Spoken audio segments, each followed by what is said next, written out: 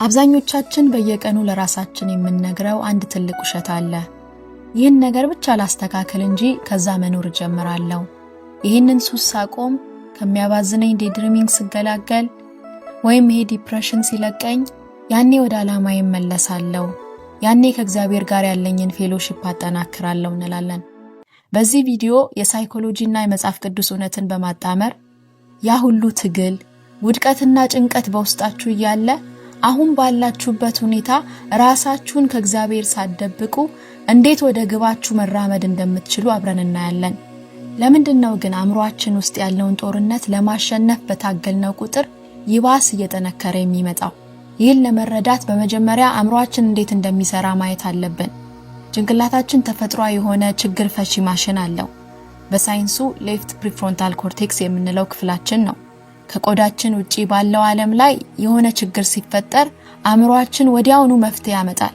ለምሳሌ የውሃ ቧንቧ ቢፈነዳ እንጠግነዋለን፣ ስልካችን ቢበላሽ እናሰራዋለን፣ አደገኛ ነገር ከፊታችን ቢመጣ ዞር እንላለን። ችግሩ የሚጀምረው ግን ይህንኑ የውጭ ዓለም ቀመር በውስጣዊ ማንነታችን ላይ ለመጠቀም ስንሞክር ነው። ለምሳሌ አንድ መጥፎ ሐሳብ ወደ አእምሮአችን ይመጣል። እኛ ደግሞ ያንን ሐሳብ ለማስወገድ እንታገላለን። አንድ ክፉ ፍላጎት ውስጣችን ይነሳል። ያንን ስሜት ለመጨፍለቅ እንሞክራለን። ጭንቀት ሲመጣ ዝም ለማሰኘት፣ ሀፍረት ሲሰማን ደግሞ ቆፍረን ለመቅበር እንታገላለን። ግን እውነታው ይሄ ነው። የውስጥ ዓለማችን እንደ ተበላሸ ማሽን አይደለም የሚሰራው። እነዚህን ስሜቶች በኃይል ለማስወጣት በታገላችሁ ቁጥር ሳታውቁት ትኩረታችሁን በላያቸው ላይ እየጨመራችሁ ትመጣላችሁ። አእምሮአችን ውስጥ ደግሞ ደጋግመን ትኩረት የሰጠነው ነገር ይበልጥ እየገዘፈ ይሄዳል።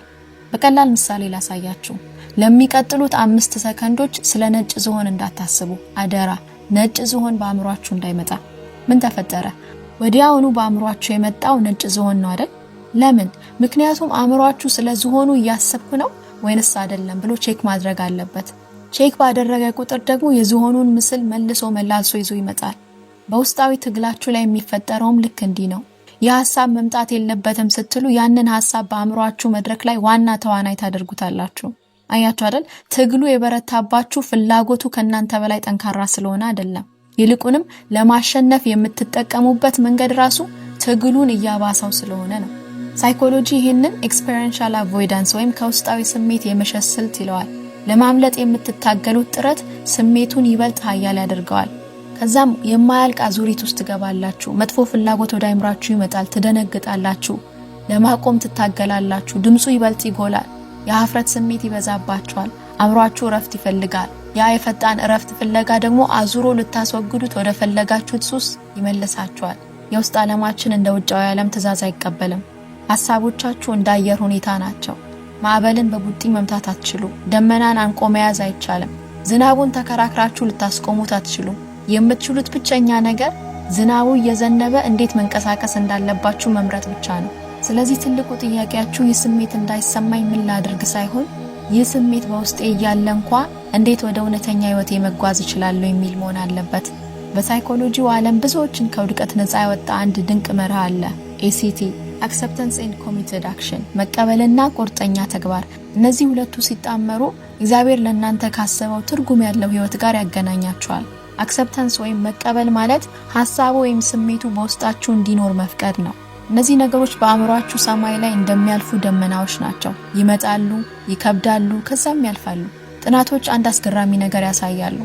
አንድ መጥፎ ፍላጎት ሲመጣ ወዲያውኑ እሺ ብለን ካልተንበረከክንለት፣ ከሱ ጋር ካልታገለን አብዛኛው ስሜት ከ15 እስከ 30 ደቂቃ ባለው ጊዜ ውስጥ ኃይሉን አጥቶ ይከስማል።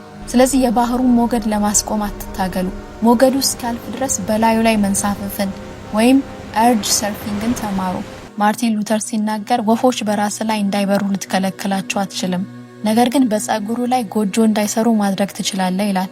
የማትፈልጉት ሐሳብ አእምሮአችሁን ሲያንኳኳ አትገባም ብላችሁ አትታገሉ።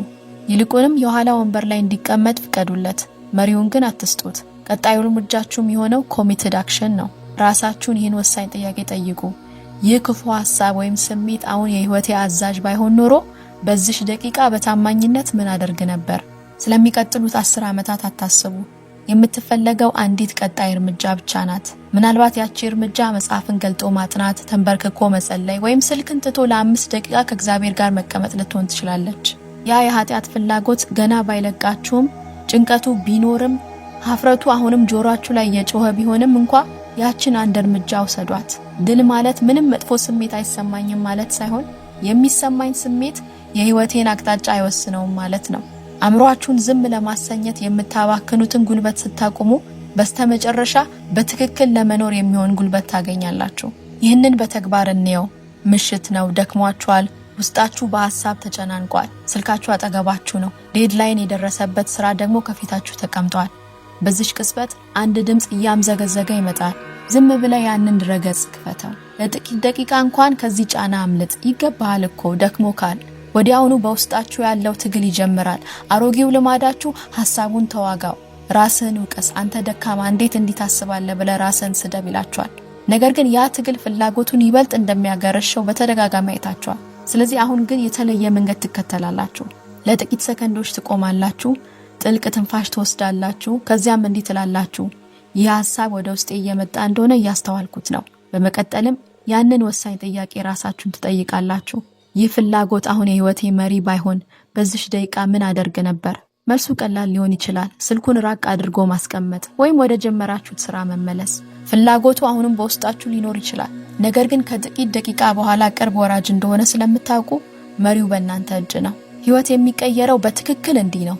በአንድ ትልቅ ስሜታዊ ድል ሳይሆን ያንን አሮጌ የመሸነፍ ልማድ በሚሰብሩ ጥቃቅን ነገር ግን እጅግ ታማኝ በሆኑ እርምጃዎች ነው። ይህ እውነት ጥልቅ መጽሐፍ ቅዱሳዊ መሰረት ያለው ነው። የክርስቲያን ህይወት መቼም ቢሆን መጀመሪያ ውስጣዊ ማንነት ፍጹም ይሁን ከዚያ ኢየሱስን ተከተል የሚል አይደለም። እኛ የምንኖረው በተጀመረ ግን ባልተጠናቀቀ ኦልሬዲ በትናት የት እውነታ ውስጥ ነው። በክርስቶስ አሁን ድነናል። ነገር ግን ገና ወደ ዘላለማዊ ቤታችን አልገባንም። የሰው ልጅ ውድቀት ስጋችንንና የአእምሮአችንን ኬሚስትሪ ጭምር አበላሽቶታል። ኃይላችሁን 100% ፈተናን በማጥፋት ላይ ብቻ ከዋላችሁ እግዚአብሔርን የምታገለግሉበት ምንም አቅም አይተርፋችሁም። ሰይጣን የሚፈልገውም ያንኑ ነው። እናንተን ከንቱ በሆነ የውስጥ ውጊያ ውስጥ ጠምዶ ለእግዚአብሔር መንግስት የምታውሉት ጉልበት እንዲያልቅባችሁ ማድረግ ነው። ወንድሞቼና እህቶቼ ክርስትና ማለት የትግል አለመኖር አይደለም። ትግሉ እያለ ለኃጢአት አለመሸነፍ ነው እንጂ። ሐዋርያው ጳውሎስ በውስጡ ያለውን ትግል እንዲያስወግድለት ጌታን በተደጋጋሚ በለመነ ጊዜ የተሰጠው መልስ ዛሬም ለእናንተ ይሰራል። ጌታ እንዲህ ይላችኋል፣ ጸጋዬ ይበቃሃል፣ ኃይሌ በድካም ይፈጸማልና። ስለዚህ ለክርስቶስ እንደሚገባ ለመኖር ከኃጢአት ጋር ያላችሁ ትግል እስኪያልቅ አትጠብቁ። በጦርነቱ መሃል በድል መጓዝ የምትችሉት በራሳችሁ ብቃት ሳይሆን በዚህ በማያልቅ ጸጋ ነው። እግዚአብሔር ጸጋ ይብዛላችሁ።